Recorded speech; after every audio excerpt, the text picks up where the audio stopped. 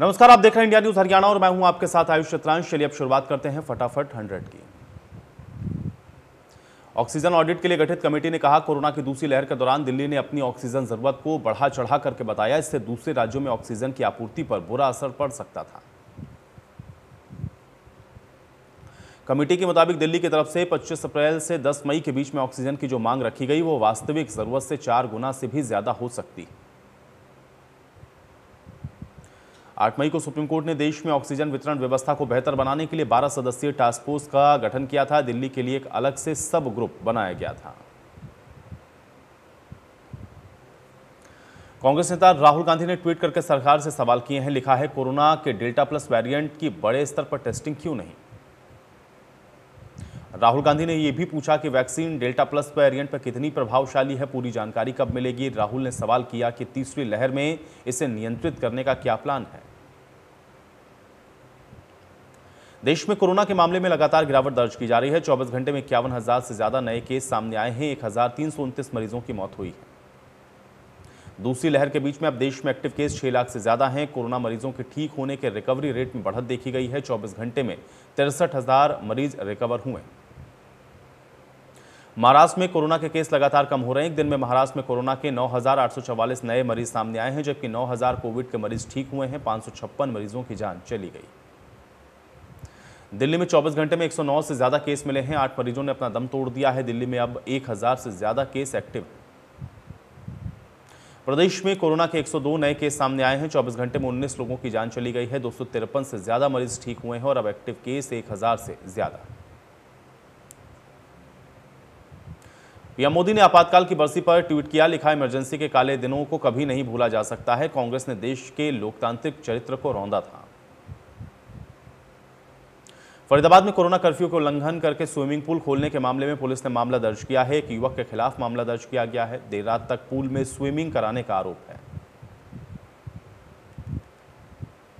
पंचकुला में शराब के नशे में पुलिसकर्मियों से मारपीट करने और वर्दी फाड़ने के मामला सामने आया है। बताया जा रहा है कि 2 युवकों ने शराब के नशे में पुलिसकर्मियों के साथ मारपीट की, उनकी वर्दी फाड़ दी। पुलिस के साथ मारपीट करने का वीडियो भी वायरल हो रहा है। जानकारी के मुताबिक पुलिस ने मौके से एक आरोपी को काबू किया है, लेकिन दूसरा आरोपी मौके से फरार होने में कामयाब हो गया। 2 युवक सैलून में शराब के नशे में धुत होकर के घुसे। सैलून की महिला कर्मचारियों से छेड़छाड़ करने लगे। इसकी सूचना सैलून मालिक ने पुलिस को दी और पुलिस मौके पर पहुंची। पंचकुला में युवक को किडनैप करने और उसको गन पॉइंट पर लेकर फिरौती मांगने का मामला सामने आया है। युवक को पहले से जानने वाले लोगों ने मिलने के लिए बुलाया और फिर फ्लैट में बंद करके उसके साथ मारपीट की। आरोपियों ने युवक के परिजनों से 31 लाख रुपए की डिमांड भी की है। जब पुलिस की टीम पीड़ित के मोबाइल लोकेशन के जरिए फ्लैट पर पहुंची तो मौके पर सिर्फ एक किडनैपर ही पकड़ा जा सका, जबकि बाकी फरार हो गए। सेक्टर 7 के रहने वाले युवक का कुछ लोगों के साथ रुपयों के लेन देन को लेकर के विवाद था। उन्हीं में से एक व्यक्ति ने युवक को फ्लैट पर बुलाया था, जहां उसने आरोपी के साथी पहले से ही मौजूद थे। करनाल के गांव झंझाड़ी के पास हाईवे के साथ लगती झाड़ियों में एक युवक का शव मिलने से हड़कंप मच गया है। सूचना मिलने पर मौके पर पहुंची पुलिस ने शव को कब्जे में लेकर छानबीन शुरू कर दी। मृतक युवक का दादूपुर गांव का निवासी बताया जा रहा है। शव पर किसी तरह के चोट के निशान नहीं मिले हैं। जानकारी के मुताबिक युवक घरेलू वजह से परेशान था। सोनीपत में हत्या के आरोपी को गिरफ्तार करके एक दिन की पुलिस रिमांड पर लिया गया है। मामला देवड़ू गांव का है, जहां पर व्यक्ति की बेरहमी से पीट कर हत्या कर दी गई। वारदात के 2 आरोपी अभी भी फरार हैं। प्रधानमंत्री नरेंद्र मोदी की अगुवाई में जम्मू कश्मीर को लेकर के करीब 3.5 घंटे तक बैठक संपन्न हुई है। अनुच्छेद 370 को हटाए जाने के करीब 2 साल के बाद केंद्र सरकार की ओर से राज्य के नेताओं के साथ ये बातचीत की गई। बैठक में पीएम मोदी के अलावा गृहमंत्री अमित शाह, कश्मीर के उपराज्यपाल मनोज सिन्हा, एनएसए अजीत डोभाल, केंद्रीय मंत्री जितेंद्र सिंह समेत कई केंद्रीय अधिकारी मौजूद रहे। पीएम आवास में बैठक में कश्मीरी नेताओं में फारूक अब्दुल्ला, महबूबा मुफ्ती, उमर अब्दुल्ला, गुलाम नबी आजाद, रविंद्र रैना समेत 8 पार्टियों के 14 नेता शामिल हुए। पीएम मोदी के साथ हुई बैठक में कश्मीर में युवाओं को रोजगार, वैक्सीनेशन, घाटी में डेमोक्रेसी को बहाली को लेकर के मंथन किया गया है। डिलिमिटेशन के बाद घाटी में चुनाव भी कराया जाएगा। बैठक के बाद बाहर आए कश्मीरी नेताओं ने कहा कि जम्मू कश्मीर के परिसीमन पर चर्चा की गई है। कश्मीर में 370 को लेकर के लोगों की नाराजगी के बारे में पीएम को अवगत करवाया गया है। पीएम ने हमारी बात को गौर से सुना। पीएम मोदी के साथ बैठक में कांग्रेस ने 5 अहम मांगों को भी रखा, जिसमें कश्मीर को फिर से पूर्ण राज्य का दर्जा, विधानसभा चुनाव कराने, राज्य के बंटवारे पर नाराजगी जताई। बैठक के बाद गुलाम नबी आजाद ने इसकी जानकारी दी। गुलाम नबी आजाद ने कहा कि कांग्रेस ने घाटी में कश्मीरी पंडितों के पुनर्वास की मांग को भी पीएम के सामने रखा है। नजरबंद किए गए नेताओं की रिहाई की भी कांग्रेस ने मांग की है। बैठक में कश्मीरी नेताओं को सुनने के बाद पीएम ने तमाम मसलों पर भरोसा दिलाया। उन्होंने कहा कि कश्मीर में चुनाव होंगे। पीएम ने कहा कि दिल्ली की दूरी और दिल की दूरी को हम मिटाना चाहते हैं। बैठक के बाद गृहमंत्री अमित शाह ने ट्विटर पर लिखा, कश्मीर को पूर्ण राज्य का दर्जा और शांतिपूर्ण चुनाव के संसद में किए गए हम वादे को पूरा करेंगे। हम कश्मीर के विकास के लिए पूर्णतः प्रतिबद्ध हैं। सुप्रीम कोर्ट ने सभी राज्य शिक्षा बोर्ड को 10 दिन के अंदर 12वीं क्लास की मूल्यांकन नीति बनाने के आदेश दिए हैं और कहा है कि 31 जुलाई तक नतीजे भी घोषित हो जाने चाहिए। इम्तिहान के कार्यक्रम में एकरूपता लाने के लिए दायर याचिका पर कई निर्देश जारी करने से कोर्ट ने साफ इनकार कर दिया है। कहा है कि राज्य और उनके बोर्ड अपनी नीति बनाने के लिए स्वतंत्र और स्वायत्त हैं। उनके अधिकार क्षेत्र में हम दखल नहीं देंगे। हरियाणा विद्यालय शिक्षा बोर्ड ने 12वीं के स्टूडेंट को पास करने का फॉर्मूला तैयार कर लिया है। इंडिया न्यूज हरियाणा से बोर्ड अध्यक्ष डॉक्टर जगबीर सिंह ने इसकी जानकारी साझा की है। डॉक्टर जगबीर सिंह के मुताबिक 10वीं के 30%, 11वीं के 10% और 12वीं प्री बोर्ड के 60% अंक को जोड़कर रिजल्ट तैयार किया जाएगा। पिछले साल सभी पेपर ना होने की वजह से 11वीं के 10% अंक इसमें जोड़ रहे हैं। डॉक्टर जगबीर सिंह ने कहा कि 28 जून से 6 जुलाई तक स्कूलों का पोर्टल खोला जाएगा। स्कूलों को बच्चों के 10वीं 12वीं के नंबर का डेटा पोर्टल पर देना होगा। 25 जुलाई तक रिजल्ट घोषित किया जाएगा। हरियाणा के खेल और युवा मामला मंत्री संदीप सिंह ने कहा कि प्रदेश के लिए गर्व की बात है कि टोक्यो ओलंपिक खेलने जा रहे देश भर के कुल 121 खिलाड़ियों में से 30 अकेले हरियाणा से। संदीप सिंह ने कहा कि क्वालिफाई करने वाले सभी खिलाड़ियों का मनोबल बढ़ाने के लिए वो संपर्क में हैं। इन खिलाड़ियों को बेहतरीन कोच प्रशिक्षित कर रहे हैं ताकि ज्यादा से ज्यादा मेडल जीते जा सकें। खेल मंत्री ने यह भी कहा कि खिलाड़ियों का हौसला बढ़ाने के लिए मुख्यमंत्री मनोहर लाल के निर्देश के अनुसार खेल विभाग ने इन सभी खिलाड़ियों को व्यक्तिगत रूप से लिखित में बधाई संदेश भेजे। संदीप सिंह ने कहा कि देश की कुल आबादी की तुलना में प्रदेश की आबादी महज 2% है। बावजूद इसके ओलंपिक के लिए 25% खिलाड़ी हरियाणा से चयनित हैं। यह कारगर खेल नीति को दर्शाता है। हरियाणा के यमुनानगर के रहने वाली कर्णम मल्लेश्वरी को दिल्ली सरकार ने दिल्ली खेल यूनिवर्सिटी की पहली कुलपति नियुक्त किया है। मल्लेश्वरी ने सिडनी ओलंपिक में वेट लिफ्टिंग में ब्रॉन्ज मेडल जीता था। भारत की पहली महिला ओलंपिक मेडल विजेता कर्णम मल्लेश्वरी की इस पद पर नियुक्ति को लेकर परिजन खुश हैं। उनके पिता कर्णम मनोहर फुटबॉल खिलाड़ी थे। पति राजेश त्यागी भी वेटलिफ्टर। सोना के गांव दमदमा में शहीद आकाश कटाना का पार्थिव शरीर पहुंचा है। आसपास के कई लोग शहीद के अंतिम संस्कार में शामिल होने पहुंचे हैं। शहीद आकाश कटाना उरी क्षेत्र की पोस्ट पर तैनात थे। बर्फीले मौसम की वजह से आकाश बीमार हो गए, उनकी मौत हो गई है। जवान की अंतिम विदाई में किसी प्रशासनिक अधिकारी के नहीं पहुंचने पर ग्रामीण नाराज हैं। लोगों में प्रशासन और सरकार के खिलाफ नाराजगी। ग्रामीणों ने आरोप लगाया कि 7 महीने पहले उनके गांव में एक जवान शहीद हुआ था। उस समय नेताओं ने बड़े बड़े वादे किए थे, लेकिन आज तक एक भी डिमांड पूरी नहीं की। कैथल नागरिक अस्पताल में सर्व कर्मचारी संघ ने स्वास्थ्य विभाग में आउटसोर्सिंग पर काम कर रहे कर्मचारियों के समर्थन में धरना प्रदर्शन किया है। इन कर्मचारियों के 3 महीने से अटेंडेंस नहीं लगाई जा रही है, ना ही इनको वेतन दिया जा रहा है। आउटसोर्सिंग पर काम कर रहे कर्मचारियों का घर चलाना मुश्किल हो गया है। कर्मचारियों ने ठेकेदार पर रुपए लेकर सैलरी पास कराने के आरोप लगाए। कर्मचारियों का कहना है कि ठेकेदार को जो लोग रुपए नहीं देते हैं उनकी अटेंडेंस नहीं लगाई जाती है। कर्मचारियों ने इस मामले में जिम्मेदार लोगों पर कार्रवाई करने की मांग की है। चरखी दादरी नगर परिषद के चेयरमैन का कार्यकाल पूरा होने के बाद एसडीएम डॉक्टर वीरेंद्र सिंह ने कार्यभार संभाला है। कोरोना के चलते हरियाणा में पंचायत और नगर परिषद के चुनाव नहीं हो पाए।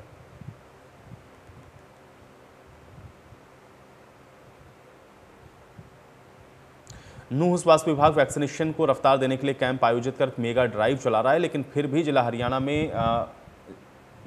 भी हरियाणा के जिले इसमें फिसड्डी हो रहे हैं। कोरोना टीकाकरण की रफ्तार हरियाणा के अंदर सबसे कम है।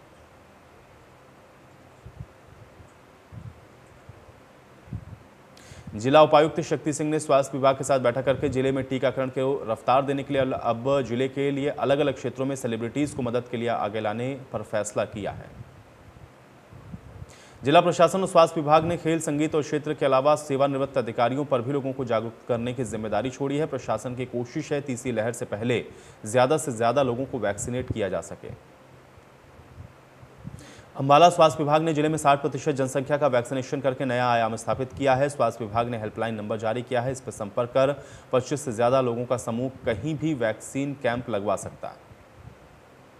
स्वास्थ्य विभाग ने प्राइवेट कंपनी, फैक्ट्री, प्राइवेट अस्पताल संचालकों को अपने सभी कर्मचारियों को वैक्सीन लगवाने के लिए बोला है। नियमों का उल्लंघन करने पर कार्रवाई भी होगी।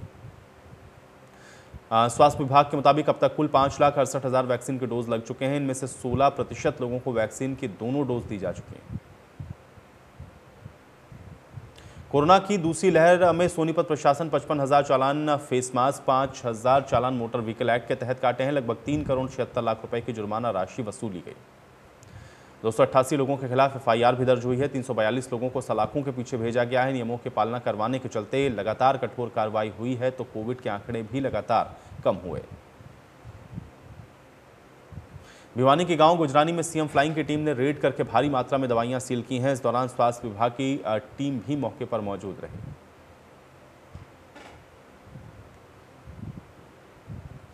फरीदाबाद मेट्रोपॉलिटन डेवलपमेंट अथॉरिटी की ओर से जल्द ही फरीदाबाद में विकास कार्यों को शुरू किया जाएगा। एफएमडीए के सीईओ ने कहा कि एफएमडीए लगातार मास्टर प्लान 2031 को देखते हुए डेवलपमेंट का खाका खींच रहा है।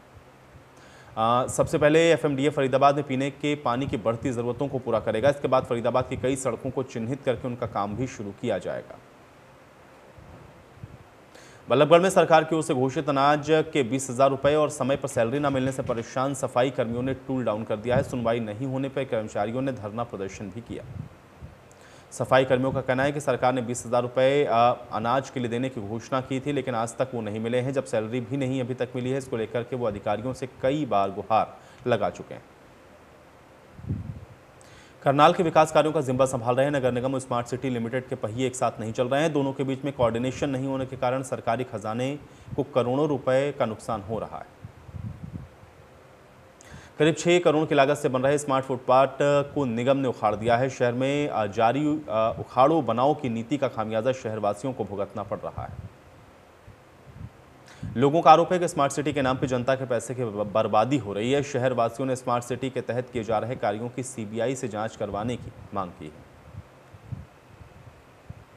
करनाल में नगर निगम की हाईटेक सफाई व्यवस्था सरकारी खजाने को खाली कर रही है। सड़कों की सफाई के लिए खरीदी गई स्वीपिंग मशीन को चलाने में साल भर में 90 लाख रुपए खर्च हो चुके हैं। इस मशीन की कीमत जबकि सिर्फ 76 लाख है। सफाई के मामले में भी निगम की स्वीपिंग मशीन किसी सफेद हाथी से कम नहीं है। मशीन सिर्फ शहर के चुनिंदा सड़कों पर ही सफाई करने में कारगर है, जबकि ज्यादातर सड़कें और गलियों में इसका कोई उपयोग नहीं है। आरटीआई से मिली जानकारी के मुताबिक नगर निकाय विभाग ने प्रदेश में इस तरह की 44 मशीनों की खरीद की थी। सरकारी मशीन के संचालन के लिए निगम निजी कंपनी को हर महीने 4,70,000 रुपए का भुगतान भी करता है। सोना में महिलाओं से छेड़खानी करने पर 2 गुटों में जमकर लाठी डंडे चले हैं। झगड़े में 2 महिलाओं सहित करीब 10 लोग गंभीर रूप से घायल हो गए हैं, जिनको गुड़गांव के लिए रेफर किया गया। मामला गांव साहब के नगली के पास का है। बताया जा रहा है कि युवक ने पास में रहने वाली महिला से छेड़खानी कर दी है। इसको लेकर के 2 गुटों में जमकर खूनी संघर्ष हो गया है। पुलिस ने घायलों के बयान लेकर के अब इसकी जांच शुरू कर दी। घायल ने बताया कि छेड़खानी करने के बाद मामले को लेकर के पंचायत चल रही थी। इसी दौरान एक गुट के दर्जन भर लोग लाठी डंडे लेकर के आए हैं और उन पर हमला बोल दिया। पुलिस को पीड़िता ने बताया कि पड़ोस में रहने वाले युवक ने छेड़खानी की, फिर मारपीट करने लगा है। दूसरे पक्ष के लोगों ने शराब पी रखी थी। शराब के नशे में उन्होंने उसके साथ झगड़ा भी किया। यमुनानगर में बेखौफ स्नैचर्स का आतंक जारी है। स्नैचर्स अब सुबह की शुरुआत होती है स्नैचिंग की वारदात को अंजाम देते हैं। स्नैचर्स बुजुर्गों को अपना टारगेट बना रहे हैं। स्नैचर्स ने 2 बुजुर्ग महिलाओं को अपना निशाना बनाया है। महिलाओं के गले से सोने की चेन खींचकर फरार हो गए हैं। इन 2 वारदातों में से एक की तस्वीरें भी अब सामने आ चुकी हैं। कुरुक्षेत्र के गांव बोधनी में नहर के पास एक कार में खून से लथपथ शव मिला है। डेड बॉडी के पास एक रिवॉल्वर भी बरामद की गई है। पुलिस इस मामले की जांच कर रही है। डीएसपी गुरमिल सिंह के मुताबिक गाड़ी मोहाली की है। मृतक का नाम संदीप चहल है। परिजनों को बुलाया गया है। फॉरेंसिक की टीम मामले की जांच कर रही है। कैथल में तेज तूफान के साथ बारिश हुई है। मौसम सुहावना हो गया है। शहरवासियों को गर्मी से राहत मिली। एनिमल फॉर पीपल की अध्यक्षा मेनका गांधी के बयान से नाराज फरीदाबाद के पशु चिकित्सकों ने सेक्टर 12 लघु सचिवालय के सामने काली पट्टी बांधकर ब्लैक डे मनाते हुए विरोध प्रदर्शन किया। पशु चिकित्सकों ने कहा है कि वो इतने सम्मानित पद पर होने के बाद इस तरह के सोच और व्यवहार घोर निंदनीय है। इसकी पूरे देश के पशु चिकित्सक निंदा करते हैं। एम्प्लॉयज स्टेट इंश्योरेंस कॉर्पोरेशन के तहत आने वाले और कोविड से जान गंवाने वाले लोगों के आश्रितों के लिए ईएसआईसी ने पेंशन स्कीम शुरू की है। जरूरी कागजात लेकर के लाभार्थी को ईएसआईसी कार्यालय में संपर्क करना होगा। इसके तहत मृतकों के आश्रित ईएसआईसी कार्यालय में संपर्क करके 1 सप्ताह के अंतर्गत पेंशन पा सकेंगे। इस पेंशन स्कीम के तहत मृतक व्यक्ति की अर्जित आय का 90% तक का पेंशन के रूप में दिया जाएगा। झज्जर में गर्भवती महिला ने घरेलू कलह के चलते अपनी जीवन लीला समाप्त कर ली है। महिला के परिजनों ने पति सहित 3 लोगों को महिला की मौत का जिम्मेदार ठहराया। जानकारी के मुताबिक गांव सुडाना के रहने वाली महिला की शादी कुछ साल पहले हुई। परिजनों का कहना है कि महिला को परेशान किए जाने की वजह से यह कदम उसने उठाया है। पुलिस इस मामले की जांच में लगी। मेरा पानी मेरी विरासत योजना के तहत खरीफ सीजन में धान की बिजाई का क्षेत्रफल कम करने, गिरते भूजल स्तर को बचाने के लिए सिरसा जिले में 27,550 एकड़ का लक्ष्य रखा गया। योजना के मुताबिक जो किसान धान की जगह वैकल्पिक फसल जैसे मक्का, कपास, अरहर, मूंग, ग्वार, तिल, मूंगफली, मोठ, उड़द, सोयाबीन की फसल को करेगा, उसे 7,000 रुपये प्रति एकड़ के हिसाब से प्रोत्साहन राशि दी जाएगी।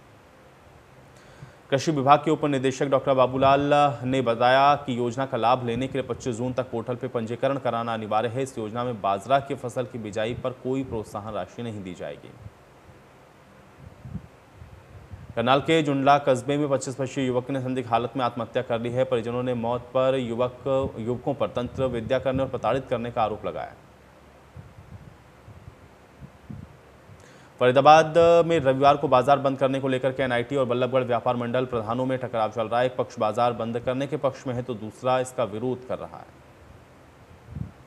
फरीदाबाद जिला उपायुक्त ने रविवार को बाजार बंद करने के आदेश दिए हैं, जिसके बाद एनआईटी फरीदाबाद और बल्लभगढ़ व्यापार मंडल के प्रधानों में टकराव के हालात पैदा हो गए। एनआईटी व्यापार मंडल का कहना है कि महामारी का समय चल रहा है, ऐसे में साप्ताहिक अवकाश रविवार को ना होकर के कोई और दिन हो तो फायदा होगा। बल्लभगढ़ व्यापार मंडल रविवार अवकाश के पक्ष में ही है। अंबाला पुलिस ने जलबेड़ा रोड पर एक इंडिपेंडेंट फैशन कोचिंग संस्थान पर छापेमारी की है। कोचिंग सेंटर में करीब 125 स्टूडेंट्स मिले हैं जो कि दूसरे राज्यों के रहने वाले थे। पुलिस का कहना है कि कोरोना नियमों के उल्लंघन को लेकर संस्थान पर कार्रवाई की जाएगी। फिलहाल मौजूद युवाओं से पूछताछ की जा रही है। जांच के लिए संस्थान को दस्तावेज के साथ पेश होने को कहा गया। यूपी के मुजफ्फरनगर में लिंग परीक्षण की शिकायत पर हरियाणा पुलिस ने एक अल्ट्रासाउंड सेंटर पर छापेमारी की है। हरियाणा पुलिस के साथ मुजफ्फरनगर पुलिस की टीम भी मौजूद रही। पुलिस ने मौके से अल्ट्रासाउंड सेंटर की मशीनों को सीज कर दिया है। हरियाणा पुलिस ने मौके से कंप्यूटर का डाटा भी अपने कब्जे में लिया है। मामले में थाना सिविल लाइंस में मुकदमा दर्ज कर लिया गया है। जांच की जा रही है। हरियाणा के जींद और कैथल जिले के 9 शख्स राजस्थान के हाईवे पर 2 लग्जरी गाड़ी के साथ उत्पात मचा रहे थे। फतेहपुर के सदर थाना पुलिस ने अवैध पिस्टल 2 जिंदा कारतूस के साथ गिरफ्तार किया। कुरुक्षेत्र के खिरमिचा गांव में नहर में से एक शख्स का शव बरामद हुआ है। पुलिस ने सुस्त रवैये के आरोप लगाते हुए शख्स के परिजनों ने हंगामा किया। मृतक राहुल की मां के मुताबिक बेटे की संदिग्ध हालत में मौत हुई है। उनके दोस्तों ने को इस बारे में मालूम है जो कि बता नहीं रहे हैं। पुलिस पर दबाव के चलते केस दर्ज नहीं करने के आरोप भी परिजनों ने लगाए। पलवल के आदर्श नगर कॉलोनी में बाइक सवार नकाबपोशों ने मारपीट के बाद हवाई फायरिंग की है। हमले में 2 शख्स घायल हो गए हैं। नागरिक अस्पताल में भर्ती करवाया गया है। घटना का सीसीटीवी फुटेज सामने आया है। 8 साल की उम्र में पहाड़ फतेह करने वाले गुरुग्राम के रहने वाले नरेंद्र अब यूरोप के माउंट ब्लैंक पर तिरंगा फहराने को तैयार हैं। नरेंद्र ने देश विदेश के बड़े पर्वतों पर देश का तिरंगा फहराया। नरेंद्र के पिता आर्मी में हैं। वो नरेंद्र के पर्वतारोही के शौक और जज्बे के समर्थक रहे हैं। नरेंद्र माउंट एवरेस्ट समेत 4 पर्वतों की चोटियों को छूने के बाद यूरोप की सबसे ऊंची चोटी को फतह करने की तैयारी में।